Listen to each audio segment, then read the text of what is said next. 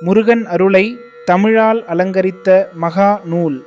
முருகன் அருள் பெற ஒரு சக்தி வாய்ந்த தொடக்கம். ஸ்ரீ அருணகிரிநாதர் முருகப்பெருமானுக்கு தங்கத்தால் அலங்காரம் செய்வதை விட தமிழால் அலங்காரம் செய்வதே சிறந்தது என்று இந்த நூலை தொடங்குகிறார்.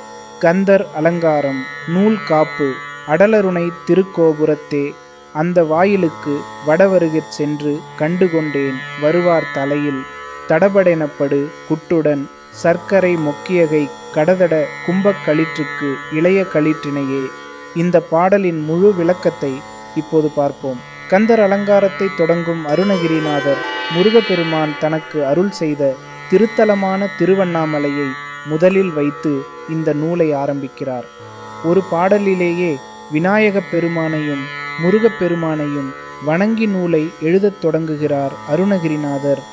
திருவண்ணாமலை கோவில் கோபுரம் கிழக்கு நோக்கி அமைந்துள்ளது. அந்த வாயிலில் நுழைந்தவுடன் வலது பக்கத்தில் விநாயகப் பெருமானும் இடது பக்கத்தில் முருகப்பெருமானும் வீற்றிருக்கிறார்கள். எந்த ஒரு காரியத்தையும் முதலில் விநாயகப் பெருமானை வணங்கி தொடங்க வேண்டும் என்பது பொதுவான விதி என்பதால் வலது பக்கத்தில் வீற்றிருக்கும் விநாயகப் பெருமானை வணங்கி அதற்கு எதிரில் இருக்கும் முருகப்பெருமானை கண்டு கொண்டேன் என்று அருணகிரிநாதர் பாடுகிறார். அதாவது வடவருகிற் சென்று கண்டு கொண்டேன்.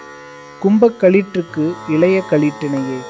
இங்கு கும்பக்களிறு என்பது விநாயகப் பெருமான், இளைய களிறு என்பது முருகன்.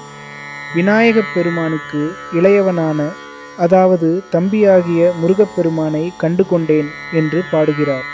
இங்கு நேரடியாக முருகனை கண்டு கொண்டேன் என்று பாடாமல் விநாயகனுக்கு தம்பியாகிய முருகனை கண்டு கொண்டேன் என்று பாடியதால் இந்த நூல் முழு முதற்கடவுள் பிள்ளையாரை வணங்கி தொடங்கப்பட்டது. எந்த காரியத்தை செய்யும் முன்பும் பிள்ளையாரையும் முருகனையும் வணங்கி எழுதப்பட்ட இந்த பாடலை படித்து தொடங்கினால் வெற்றி நிச்சயம். ஓம் சரவணபவ.